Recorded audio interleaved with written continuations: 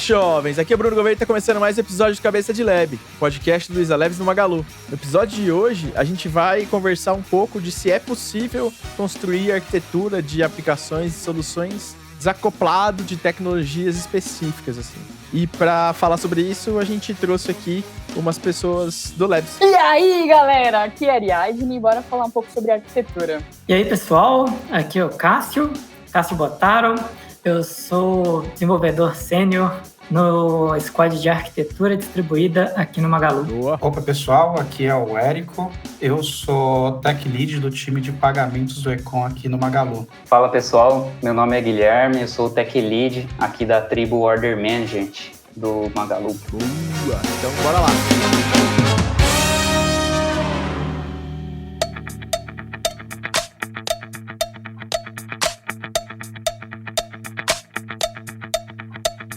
Vamos falar sobre o arquiteto de software aqui no Magalu. Aqui no Magalu, como vocês devem ter reparado quando eu iniciei e me apresentei, eu falei que eu sou um desenvolvedor de software e eu estou no time de arquitetura distribuída, então isso não me coloca como arquiteto. Então, o que acontece? Explicando um pouquinho de como as coisas ocorrem aqui no Magalu, a gente tem desenvolvedores que estão no time de arquitetura distribuída e esses desenvolvedores eles têm o papel de arquiteto de software. Então, ao contrário do que ocorre em algumas empresas, onde a gente tem um cargo de um arquiteto de software, ou seja, uma pessoa que senta ali e fica desenhando o sistema, desenhando como aqueles componentes do sistema estão se comunicando, ou às vezes desenhando a infraestrutura de como vai rodar o sistema.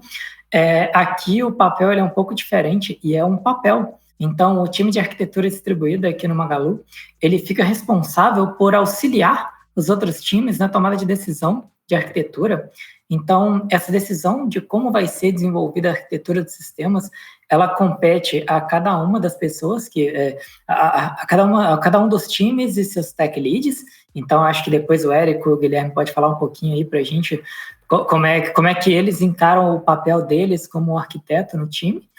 E a gente trabalha num sistema que chama, a gente usa uns documentos chamados Design Docs, que como é que funciona? O que a gente faz aqui é que todo sistema que vai ser desenvolvido no Magalu, até alguns existentes, ou se algum sistema vai precisar de ser melhorado ou acrescentar algum novo recurso, a gente escreve e documenta, tá? Como que aquele sistema funciona atualmente, e é até interessante porque a gente tem uma visão.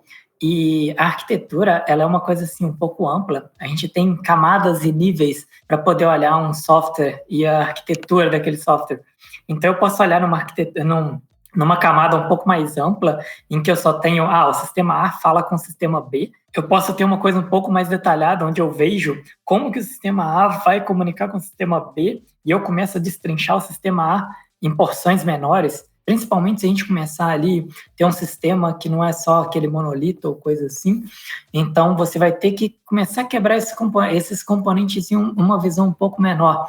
E isso pode ir descendo camadas e camadas, e você pode ir até aquela desenvolvimento escrita de classe, isso também é arquitetura, ou até uma camada um pouco acima ainda, que é quando você tem os componentes. A gente vai ter classes, a gente vai ter pacotes.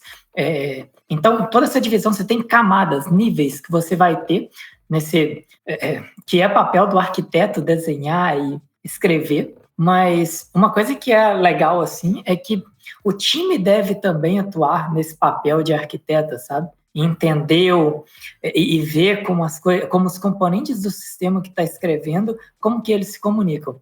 Então, aqui, o nosso papel, a partir do momento que os tech leads ou o próprio time se decide por uma arquitetura, eles apresentam esse documento para o time de arquitetura distribuída. O papel do time de arquitetura distribuída é ser um suporte para ajudar a entender o problema e também ajudar com, às vezes a gente tem o conhecimento de um outro sistema que às vezes já faz uma parte daquele sistema, então a gente consegue auxiliar no sentido de, olha, dá uma olhada naquele outro projeto porque eles estão fazendo aquela mesma coisa, sabe? Ou às vezes eles têm algo similar. Então, é um auxílio, a ideia aqui, do papel da arquitetura distribuída é auxiliar E a gente também tenta criar documentações de processos. Se a gente vê que algo deu muito certo, seja no processo, seja a gente olhou um sistema e aquele sistema rodou muito bem, eles fizeram uma arquitetura onde tem filas e tudo se orquestrou de uma forma muito boa, a gente tenta passar isso para os outros times. Mas eu acho que seria legal ouvir um pouco do pessoal do Tech Lead. Boa. Acho que o Cássio deu um contexto bem legal sobre como a gente trabalha no Labs. Hoje, como Tech Lead dentro do time de pagamentos, a gente trabalha com uma aplicação que já existe há 4 anos ou mais, 5 anos por aí. Então, hoje, para muitos, já diria que ela seria uma aplicação legada. Mas, mesmo assim, a gente ainda trabalha no modelo em que a gente, na hora que chega uma demanda, a gente desce para o time. Então, essa parte de arquitetura, eu dou o meu papel é dar uma primeira olhada, conversar com os nossos parceiros, seja parceiro de negócio, seja a nossa gestão, e com outros times, e vou coletando os insumos que a gente tem para poder começar a desenhar, fazer esse primeiro escopo de arquitetura de como vai ser feita a solução. A partir daí, esse escopo, que é um desenho que eu vou começando a fazer, eu vou trazendo já para o time os insumos para ver como a decisão como o time pode contribuir nesse sentido. Então, eu trabalho aqui como uma primeira camada em que eu vou fazendo o primeiro desenho dessa arquitetura. E aí, o time, eu vou passando as informações para ele e o time vai me ajudando, me dando suporte nesse desenho, né? Até o momento que a gente já tem aquela divisão em que vai descer as tarefas e aí começar a ser implementado. Bom, bacana.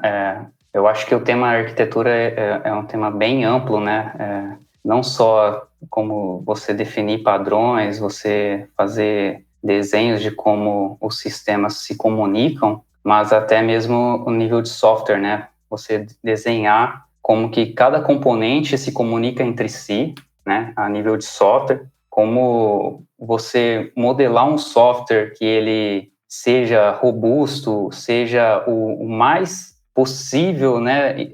Independente de tecnologia. Então, acho que o papel de arquitetura, assim, que os tech leads também, que está ali um nível um pouco mais abaixo ali do Cássio, do que ele falou, também ajudar, né, todo o time, todas as squads ali, a ter qualidade no software, né, a ter modelos de arquitetura. Claro que não são modelos, assim, escritos em pedras, né, porque a arquitetura, ela tem que ser flexível, né, ela tem que ser para cada problema. Então, o papel aqui do Tech Lead é a gente entender o problema e entender qual arquitetura vai casar muito bem com o software, qual arquitetura vai casar com a solução como um todo, né? Com a comunicação dos componentes internos, componentes externos. Então, a gente hoje faz esse auxílio, né, com os times e ajuda na criação dos design docs, né? Para passar isso para cima, para a gente conseguir, sim, desenvolver um sistema aí com muita boa qualidade. Eu queria adicionar uma visão aqui, enquanto Tribe Lead, saca? Eu acho que a construção de arquitetura aqui no Labs, ela é bem colaborativa, né? Por isso que a gente não tem o que outras empresas têm, que é uma área de arquitetura onde ninguém define nada, só essa área. Porque também é muito desafiador você escalar muito uma estrutura de engenharia de software, tornando uma área mega gargalo de tudo, né? Acho que outras empresas lidam com isso de outras maneiras, mas a gente encontrou essa maneira de lidar com esse problema e essa característica nossa, né? Enquanto Tribe Lead, eu não tenho a tendência a desenhar muita coisa de arquitetura, mas eu acho que uma coisa que é legal, que eu ainda... Assim, eu sempre fui técnico, né? Eu fui dev, depois fui tech lead, eu fiz todos os papéis aí de tecnologia. Eu fui PO já fui squad lead com PO, já fui várias coisas. E olhando tudo isso, eu ainda aproveito muito do meu background, todo o meu histórico, porque eu consigo começar a estruturar as caixinhas de como uma arquitetura seria mais adequada para resolver os problemas, e os problemas daqui a 6 meses, 1 ano, 2, agora, né? A gente começa a olhar uma distância um pouco maior de tempo, mas a gente começa a olhar como é a evolução das caixinhas e o jogo todo vai se encaixar. Então, a perspectiva de arquitetura, ela também é bem importante nisso, sabe?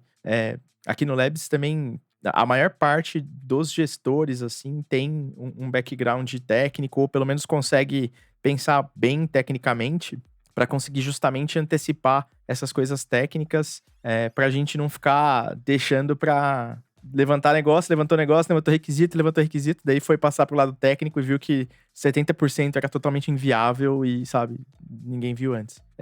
Então eu acho que tem essa perspectiva de arquitetura no dia a dia de tecnologia que eu acredito que também suba para diretoria e vá para mais níveis, sabe? Então, assim, a arquitetura é um aspecto bem divertido de tecnologia. É a parte que eu mais gosto, é a parte que eu sempre gostei mais. E eu fico muito feliz de poder usar bastante ainda enquanto Tribe Lead, assim, e tá próximo dessa parte, sabe? Porque é bem legal. Isso que você falou é bem interessante mesmo, essa parte do colaborativo, sabe? Porque ele não é uma tarefa de uma única pessoa, o arquiteto de software, né? A gente tem, aqui no Magalu principalmente, a gente tem toda essa cultura de todo mundo colaborar com o desenvolvimento dos documentos ou até de como que aquilo vai ser construído, com a construção do nosso software, dos componentes do software. E você falou sobre evolução, né, Bruno? Eu achei interessante que uma coisa que dá para contar, assim, que é bem legal aqui no Magalu, é que essa evolução, a gente normalmente... Eu falei um pouco sobre esse documento, né, que vocês devem ter ouvido falar que eu comentei, o Guilherme comentou, o tal do Design Doc, que é um documento onde a gente tem... quando a gente vai desenvolver um sistema, alguma coisa, a gente escreve um documento detalhando como que aquele sistema vai ser construído, tá? O legal desse documento é que ele não é um documento estático. Ele um termo que eu achei legal é o termo documento vivo, porque tem muita coisa da arquitetura que vai florescer, que vai aparecer enquanto a gente estiver desenvolvendo. Então, esse documento, ele tem que ser atualizado, sabe? E eu vejo que a maior parte dos times não é um documento que, eu escrevi, agora a gente vai implementar e ponto. Mas, na verdade, o que acontece aquilo é um esboço do que foi uma arquitetura, que foi uma coisa que o time, com os tech leads e todo mundo colaborativamente criou, e que a arquitetura tentou dar um suporte ali também, né? O time de arquitetura tentou dar um suporte, e que quando vai para o ar e quando a gente começa a fazer e evoluir, se a gente perceber que algo não saiu exatamente como a gente esperava, a gente escreve. E esse documento, inclusive, ele tem uma seção para contemplar isso, sabe? Porque a gente já põe lá, soluções alternativas. Se aquilo não funcionar, talvez a gente pode tentar uma outra solução aqui. Sim, cara. E isso aí é uma ferramenta de gestão, sabe? Os design docs também. De gestão de pessoas, eu digo. De times. Porque quando alguém entra no time e a gente tem esses documentos descrevendo bem o ecossistema, é muito mais fácil de eu colocar um colaborador novo em algum dos times e poder falar, olha, faz parte do seu onboarding você entender esse set de documentações aqui e tudo mais. E aí a pessoa tem a facilidade de consultar, sabe? E de aprender, assim. Eu vejo que também tem essa visão, assim. E com essa estrutura do Design Doc, eu acho que também fica um histórico muito bom para nós mesmos sobre as decisões tomadas no passado, né? Porque é muito normal a gente não lembrar o porquê que a gente decidiu determinada coisa há um ano atrás, né? Pensa que a gente já passou por várias decisões. E é uma das coisas que eu acho muito louco no Design Doc, é justamente isso, né? Como a gente deixa bem organizado isso, né? Isso tem até, já vejo algumas provocações em que as pessoas falam que a melhor documentação é o código. Já ouvi muito isso, mas quando a gente pensa em comunicação, ou assim como um documento, a gente tem um código, e o código ele também mantém um histórico hoje, com a gente usa o processo de versionamento. Mas muitas vezes a gente perde exatamente o que a área acabou de falar. Putz, por que a gente tomou essa decisão A ao invés da decisão B? Entendeu? E aí a gente tem um contexto histórico e isso é perdido, né? Até para aprendizado. Eu acho que o Design Doc hoje para a gente, ele transporta o aprendizado além do tempo. Então, pode trocar todo o time e você vai conseguir ver com que as pessoas possam se comunicar e entender o porquê que aquela decisão foi tomada naquele período, né?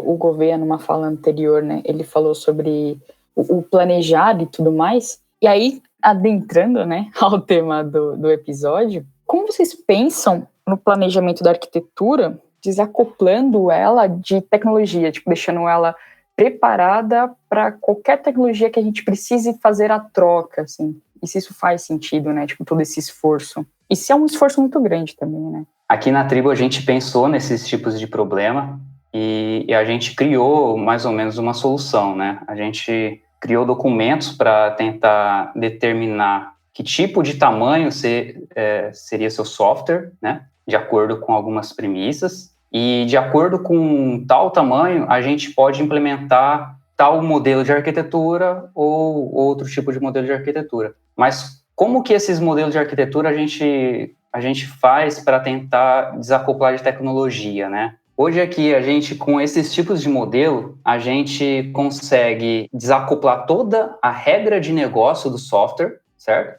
Então, essa regra de negócio, em módulos separados, a gente garante que ela vai estar isenta, assim, de tecnologia. Vamos colocar aí aplicações Java, por exemplo. Java, quantos frameworks não tem, né? Hoje a gente tem aí Quarkus, a gente tem Spring, a gente tem Micronaut, a gente tem N, né, frameworks capazes de desenvolver um software, e a gente tem que lidar com isso. São vários times ali, cada um às vezes vai entender que tem uma necessidade de colocar tal framework por conta disso, tal framework por outra conta, né? Porém, o que mais importante em tudo isso é a regra de negócio. E daí a gente volta lá para a teoria, né? A gente tem a Clean Architecture, a gente tem a Hexagonal, a Onion, todas elas falam muito bem disso, né? Se a gente desacopla muito bem o nosso negócio do software, ele fica isento. Claro, né, que não temos como garantir a isenção total de tecnologia num software,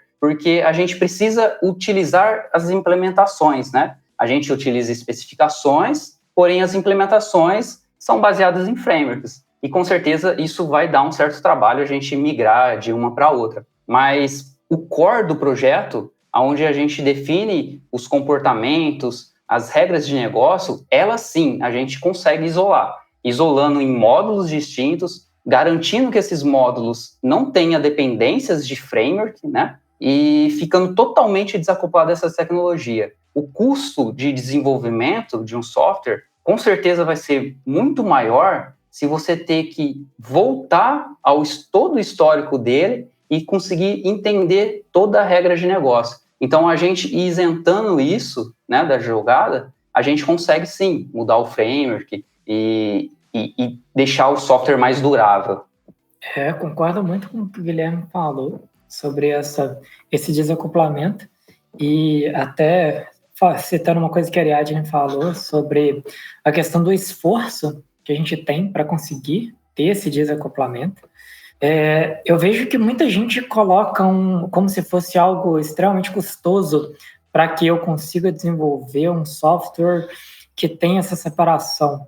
E, às vezes, já faz uma associação direta com programação em camadas e acaba criando uma complexidade onde, às vezes, nem tem toda essa complexidade, tá? As pessoas procuram a complexidade. Eu entendo que, para você desacoplar, você vai acabar escrevendo um pouquinho de código a mais, porém, tá? Esse preço totalmente se paga, esse esforço se paga com a flexibilidade que sua aplicação ganha no momento que você cresce. E não é aquela flexibilidade de, amanhã eu vou trocar o banco. Eu vejo muito o pessoal, quando vai falar da Clean Architecture, já pensa, nossa, vou trocar o meu banco amanhã de Mongo para Postgre. E isso é muito doido, né? Porque não é uma troca tão simples também, né? Pois nem necessário, assim, dessa maneira, né? E não tem muito a ver sobre isso, sabe? Se você começa a pensar em programação focada nas interfaces, em como os componentes se comunicam, Se você no momento que você está desenvolvendo, você pensar de uma maneira um pouco mais abstrata e pensar que, meus componentes, eles devem se comunicar, e você esquecer por um momento aquelas coisas concretas, como do tipo, pensa mais no negócio, mais no problema, e menos no banco, porque essa decisão do banco, eu sei, ela impacta, a gente precisa de um desempenho bom, a gente precisa... ela tem um certo impacto, mas, ao mesmo tempo, se você não está entregando o que o negócio propõe, o seu software não está completo. Então, assim, se você faz uma programação já pensando mais no negócio e programa para interfaces, como assim programar para interface? Você programa pensando em como os componentes do seu software estão se comunicando. E quando eu digo os componentes do seu software, a gente pode estar falando de como que ele vai desempenhar uma ação, ou até mesmo uma ação de como que ele vai transitar aquela informação. Seja por uma fila, seja transformando aquilo numa mensagem, num serviço, trocando aquela informação através de um protocolo X ou Y, seja HTTP, gRPC. Então, assim, se você pensa muito mais no que o sistema A deve se comunicar com B, ou o componente A deve se comunicar com o componente B, o seu código vai ficando um pouco menos desacoplado e você se importa um pouco menos com essas decisões. Tá? Mas isso eu não isento a parte de que você deve sim olhar em algum momento, eu vou colocar aqui um banco de dados para me atender e tudo mais. Eu não estou falando que a gente deve isentar totalmente essa parte, mas sim que o negócio é bastante importante. É bem interessante esse ponto, Cássio, porque o que você coloca lá, por exemplo, o negócio, o tempo que o negócio precisa, aquele software, para mim, é um dos pontos bem importantes nesse sentido. Eu lembro, no início da minha carreira, eu fui o time de um dev só, né? Então, eu trabalhava na empresa e eu era o único dev ali e estava entregando algumas coisas. Eu prezava alguma parte de arquitetura, de tentar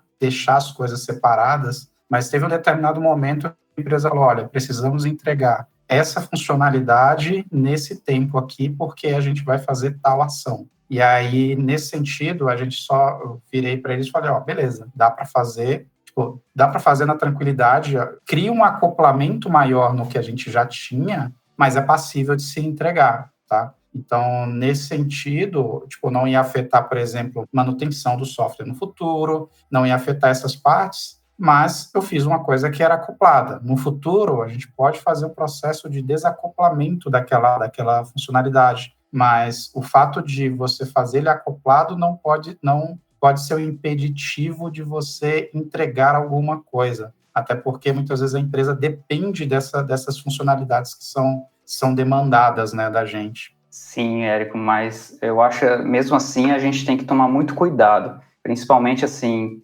com o papel de a gente olhar pela qualidade e prezar pela qualidade, né? Quem nunca pegou e teve que entregar uma demanda rápida e falou, depois eu refatório isso daqui. E isso daí nunca vai acontecer, a gente sabe, né? Então, esse software acaba crescendo, sempre na mesma história e a gente acaba tendo que refazer ele, né? Eu acho que a gente consegue, sim, pensar, talvez, numa arquitetura que mesmo tendo um acoplamento entre algumas camadas, o core dele, né, pelo menos a regra de negócio, ela deveria ser isenta a qualquer custo, né? Eu acho que isso é o crucial, é o que todas as arquiteturas têm muito em comum, né? E traz isso muito visível, né? O desacoplamento da regra de negócio. Porque daí, depois, a gente desacopla as outras pontas muito mais simples, né? A gente vai desacoplar, talvez a gente fez um banco,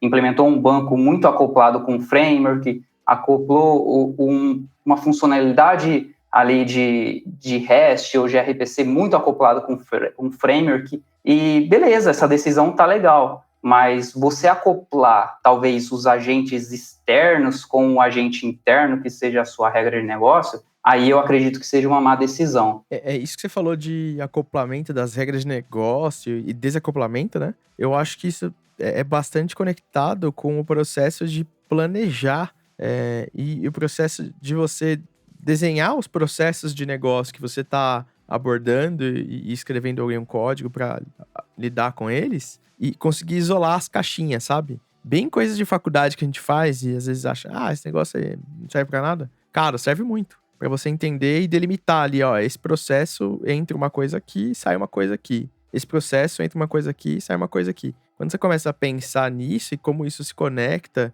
eu acho que isso ajuda também bastante, assim, sabe? Acho que é um processo fundamental para conseguir delinear, delimitar e desacoplar, sabe? Com certeza. E é um processo bem difícil, falar a verdade, viu, Gouveia? Porque a gente sofreu muito, a gente começando a implementar esses tipos de solução. Porque é um mindset totalmente diferente, que muitas pessoas, muitos desenvolvedores estão acostumados a simplesmente ir lá no Spring Initializer, né, e abrir um projeto e já começar a jogar código. E a gente desacoplar o negócio e começar a realmente pensar em negócio e não pensar nesses agentes externos, né? E isso foi, assim, algo muito difícil de lidar e que a gente está aprendendo muito ainda, né? A gente aprende muito ainda com isso. E tá dando super certo. Isso que é o mais importante. Mas eu acho que é natural, cara, a dificuldade, e eu acho que talvez isso não mude muito dentro da profissão, sabe? Porque isso eu vejo que é bastante conectado à capacidade das pessoas de ter um raciocínio mais abstrato. E a capacidade de raciocínio abstrato é algo que você desenvolve ao longo do tempo, assim. E então eu acho que é meio natural, sabe? Quando a gente tiver um time mais júnior, você vai ver aquele código mais macarrônico, uns negócios meio estranho. Assim, né? Idealmente, tô falando. E aí, quando o time tiver uma maturidade maior, você vai ver as coisas tá cada vez mais delimitada, o desenho tá um pouco melhor, mais desacoplado e tudo mais. Então, eu acho que tem esse aspecto de naturalidade do processo, sabe? Com certeza, vai ficando bem natural conforme o tempo, né? A gente realmente não vai pensar, tipo, se a gente se estamos consumindo de um Rabbit ou se estamos consumindo de um PubSub, a gente já não pensa mais nisso. A gente vai pensar que a gente tem uma porta ali de entrada e a gente quer jogar isso para o nosso negócio e que vai cuspir alguma outra coisa.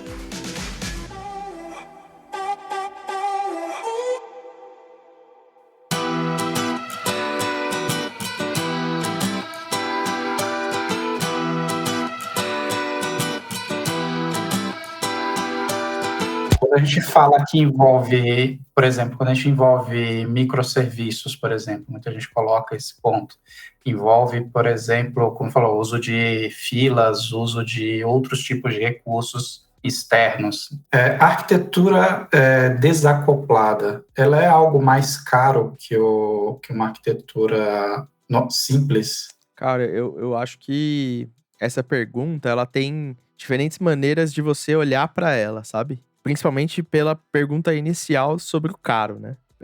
Para mim, caro significa que você pagou algo com um preço que aquilo não condiz com o que você tem, né? Isso pra mim significa pagar caro. Portanto, né? Pagar caro significa que você tem um grupo de desenvolvedores ali, sei lá, tem um time sênior que fez um monte de desenvolvimento super rápido, macarrônico, com péssimos hábitos de engenharia e tudo muito acoplado. Para mim, isso é meio no-brainer que é caro. Agora, do outro lado, se você tem o mesmo grupo de desenvolvedores que demorou 2 vezes mais tempo para desenvolver a mesma coisa, só que tudo isso tá escalável, com boas práticas de engenharia, desacoplado, com manutenção fácil. Manutenção fácil é um aspecto bem particular sobre custo também. Porque conforme você vai entrar em produção, você vai encontrar problemas, porque o mundo real, ele revida, né? O papel e o planejamento e os seus testes, ele não reage ao mundo real. Tem a perspectiva de que se você escrever coisas que têm hábitos ruins de engenharia, é difícil de dar manutenção e tudo mais, isso vai sair caro na manutenção quando você colocar em produção e o mundo real começar a acontecer na sua aplicação. E você tiver que fazer adaptações para atender algum problema que de repente você não sabia, e sabe? Tipo de coisa que acontece com a aplicação que está em produção, sabe? Então, assim, acho que o caro, ele tem essa perspectiva. E nesse conceito, eu acho que o caro, ele tem essa interpretação. E tendo essa interpretação, eu acredito que, cara, você fazer as coisas direito, de maneira simples, né? De pensar simples para resolver os problemas, tendo boas práticas de engenharia, tendo... Assim, aí eu já não sei se, tipo, monolito versus microserviço e tudo mais. Acho que isso não faz diferença se você tiver boas práticas de engenharia e ter um bom design de software, sabe? Então, eu sou um pouco dessa mentalidade, sabe? E ainda complementando sobre questão de curso, né? Existe até uma apresentação de slides, eu acho que é do Jason Gorman, que foi apresentado até no livro do Clean Arthur, que fala sobre isso, né? Que é o custo, assim, de uma arquitetura ruim, né? Você pode ter até uma produtividade muito grande no início, só que o custo de manutenção desse software ao longo do tempo, ele vem somente em uma crescente, né? Quando você define uma arquitetura muito bem definida e desacoplada, você tem uma linha mais estável, né? A sua manutenção, conforme o tempo, vai se mantendo mais estável, porém, claro, que no início do desenvolvimento, o custo vai ser um pouco mais caro. E você entrando, né, na questão, microserviço, será que tem necessidade? Eu acho que esse é um assunto bem polêmico, inclusive sobre microserviço, né, que realmente, será que você faz microserviço, né? O seu sistema, assim, ele tem um contexto só? O seu contexto é tão exclusivo assim para você considerar ele como um microserviço? Eu acho que é muito difícil hoje em dia a gente fazer microserviço, sabe? Eu sinceramente, acho isso muito difícil. E acho muito difícil até gerenciar tudo isso, né? Então, eu acredito que uma arquitetura muito mais bem definida, um software um pouco mais robusto, e você conseguindo futuramente quebrando ele em pequenos serviços, seja muito melhor do que você falar, eu não vou me preocupar com isso, eu não vou me preocupar em desacoplar minha regra de negócio, porque agora eu só vou fazer microserviço, é um contexto só aqui, eu tenho que gerenciar tudo isso. Aí eu acho que você pode ter um problema. Eu queria só comentar uma falácia aqui que tem tá escutando e já trabalhou com agência ou alguma parada de conteúdo, uma parada assim, com certeza já passou por exemplo que eu vou dar aqui. Às vezes quando você tá em um contexto de produzir uma coisa, sei lá, um hot site que vai ficar no ar um mês. Aí você tem, cara, eu vou fazer esse negócio só uma vez aqui, eu vou fazer rapidão e já era. Aí você vai e faz. Aí a empresa vende outro serviço. E o prazo é menor. O que você vai fazer? Você vai copiar esse negócio que você tinha feito e você vai colocar coisa em cima pra tentar fazer ele menos tempo.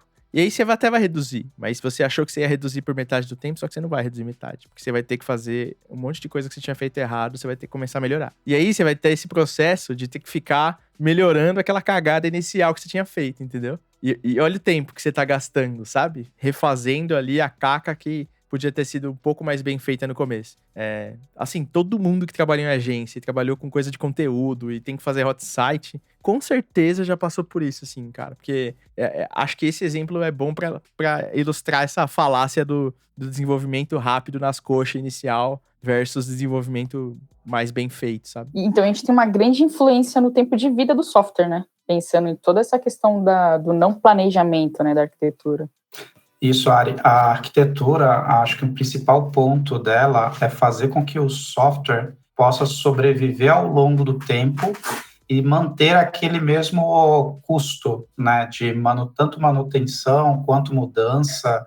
Acho que uma boa arquitetura, ela tem o mesmo custo durante toda a linha do tempo que ela vai sobreviver, né, que aí você consegue, por exemplo, prover atualizações para ela, prover mudanças, bora dizer assim, mais radicais, e aquela arquitetura ela ainda se mantém, aquele software se mantém ali, mantendo aquele mesmo padrão de excelência, né?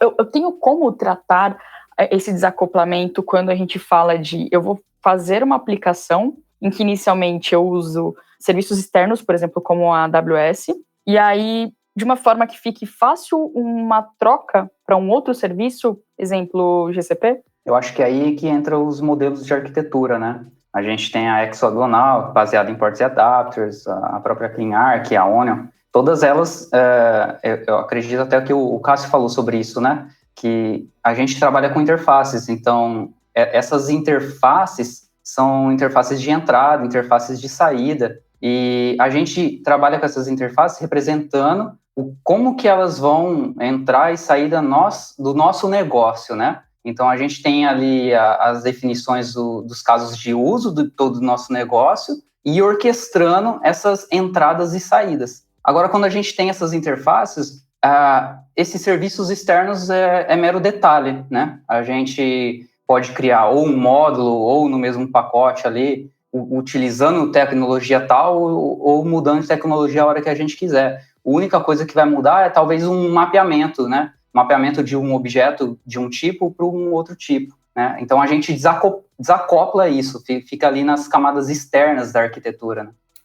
Pegando um gancho aí, Ari, a gente no Magalu nós passamos por esse processo, né, de migração de um cloud para o serviço de cloud para outro, e a gente conseguiu fazer num processo bem rápido. E isso aí eu vejo que é a parte da infraestrutura que vai provendo esses tipos de soluções para a gente, né? Porque pensa que a gente escolhe uma linguagem, correto? A gente programa numa determinada linguagem e constrói toda essa parte da arquitetura com base na linguagem. E aí a gente tem que pensar também a nível da nossa infraestrutura. Por exemplo, eu crio um software que só roda completamente dentro da AWS, por exemplo. Aí você utiliza diversos recursos da AWS que estão fechados naquela máquina, então você está fazendo um lock-in de tecnologia lá dentro. E aí você também tem que começar a pensar nesse sentido, em que você tem uma aplicação em que você possa transportar ela para qualquer lugar. Um exemplo bem legal desse sentido, acho que o Gouveia vai ficar bem feliz, né? Foi uma apresentação há alguns anos atrás em que a divisão de infraestrutura lá da Força Aérea dos Estados Unidos conseguiu fazer um sistema de deploy com Kubernetes para o F-16, entendeu? Então, por quê? Eles querem tirar esse lock-in de que, putz, eu só tenho um vendor que prepara esse deploy para a gente, prepara essa vida. Quando a gente passa para uma plataforma, que é o Kubernetes, e fazendo tudo isso, você tira esse lock-in, você tem um domínio da tecnologia e tem um domínio desse processo, entendeu? Então, isso é o ponto principal de você fazer o desacoplamento de infraestrutura. Eu lembro disso aí, cara, e nossa, quando eu vi isso aí, eu falei, caraca, que da hora esse uso, né, de Kubernetes, é bem inesperado, né? Aposto que a galera que desenvolveu nunca pensou nisso também. Bem legal. Acho que um exemplo também de uso de desacoplar a arquitetura, aqui no catálogo a gente tem uma aplicação que faz todo o processamento, né? E a gente escreveu ela basicamente sem framework, né? A gente escreveu todo do zero, assim. E ela roda workers e tudo mais, e a gente fez tudo na mão, assim. Porque tem uma biblioteca popular de fila que gerencia essas paradas assim, que a gente não confiava muito nela. Hoje em dia eu não sei se eu confio ainda, porque eu não acompanho mais isso de perto. Mas na época eu não confiava nem um pouco. A gente tinha outras aplicações usando, a gente vivia aquele problema, assim. E basicamente a gente escreveu na mão. E aí quando a gente escreveu na mão, a gente tomou cuidado de ter essas interfaces, sabe?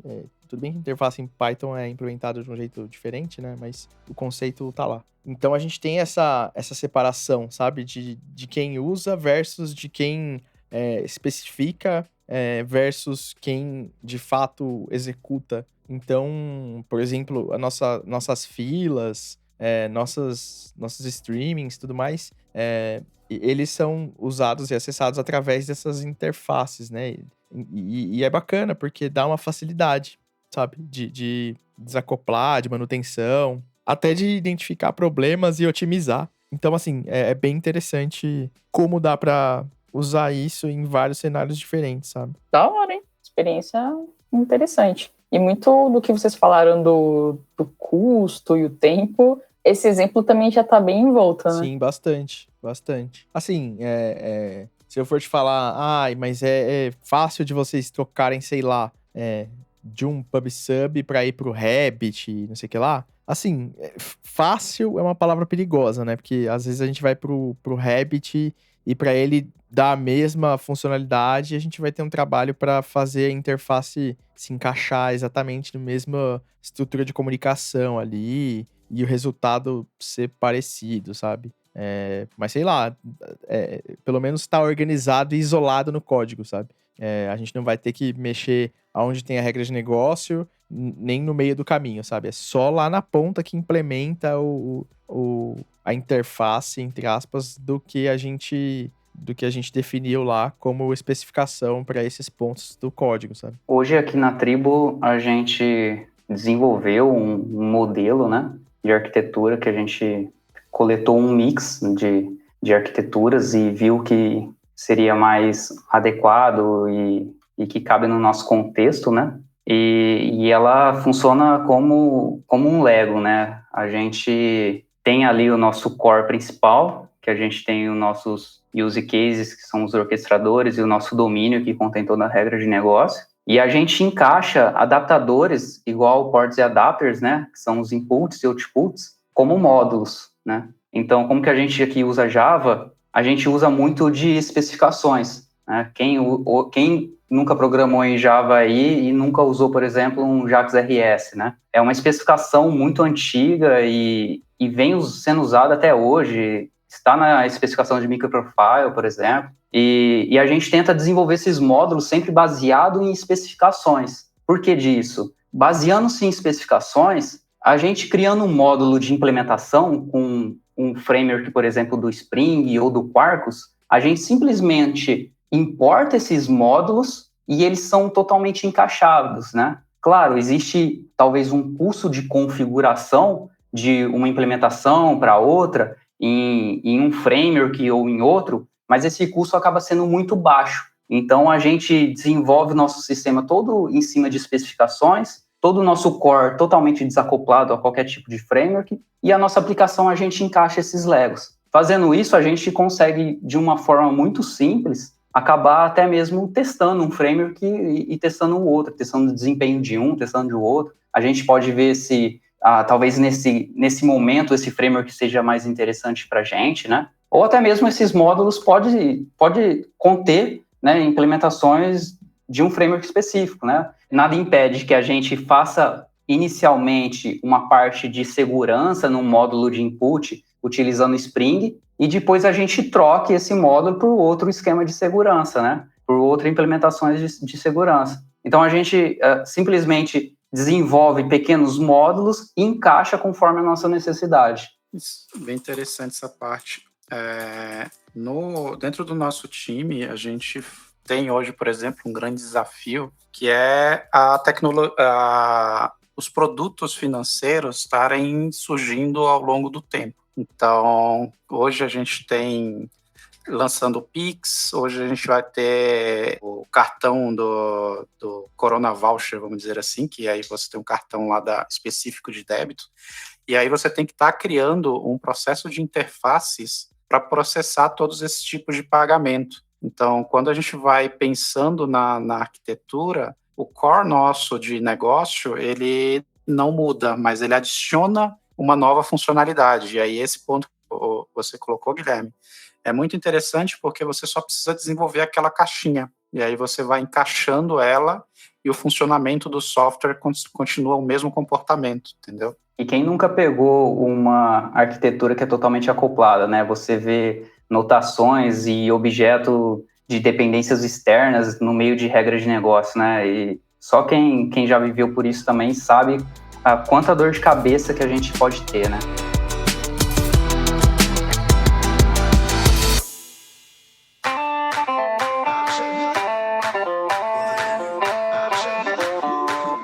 Eu tenho um livro que eu sempre indico pra todo mundo sobre arquitetura. E eu até indiquei... Acho que eu já indiquei em algum episódio aqui. É que são 91 episódios até aqui, então é impossível de lembrar o que eu já falei aqui. Mas, o Patterns of Enterprise Application Architecture, do Martin Fowler. Cara, esse livro é muito bom.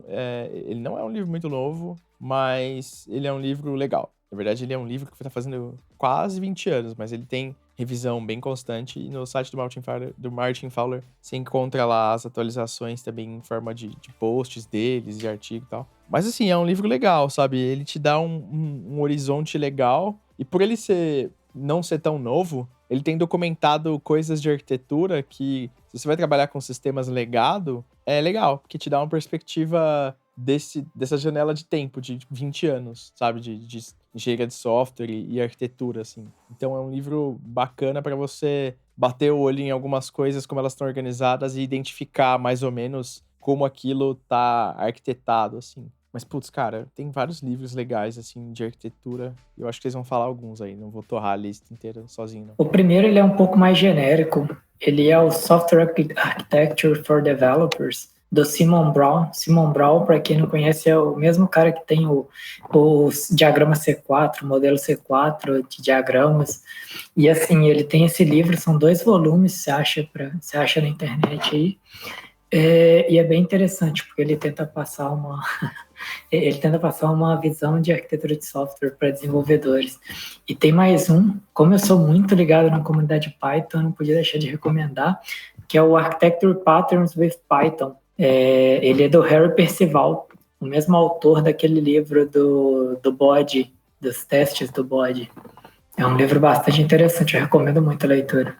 Uns livros bacana também As Leis Fundamentais dos Projetos de Software. Eu acho que é um livro, cara, um livro muito curto, você lê em um dia, mas inclusive a gente falou sobre cursos, então eu acho que ele é bem bacana, né, do Max Kanacht-Alexander. E o clássico, né, a Arquitetura Limpa do Uncle Bob, tem vários insights muito legais lá. E o principal, né, sobre a arquitetura, fala muito sobre Solid. Eu acho que isso daí, qualquer um que tem um contexto muito sólido sobre Solid consegue implementar qualquer tipo de arquitetura com a mão nas costas, né?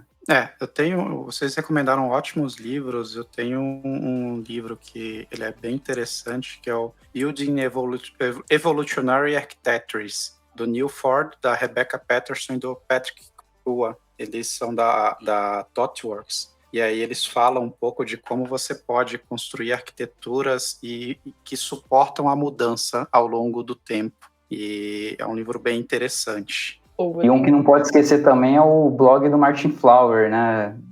Eu acho que qualquer um que gosta de código, gosta de arquitetura, tem muito artigo interessante lá, tem muito conteúdo legal. Boa. É isso aí, é o mesmo autor do livro que eu falei, né? E eu vou indicar um super da hora, gente, que é o blog do Medium, do Luiza Labs. Lá os nossos devs fazem publicações muito boas sobre. E aí, dê uma lida lá também, galera. É isso aí, jabá de casa. Boa. Opa! Inclusive, o Gui tem vários posts lá, galera. Fica a dica aí.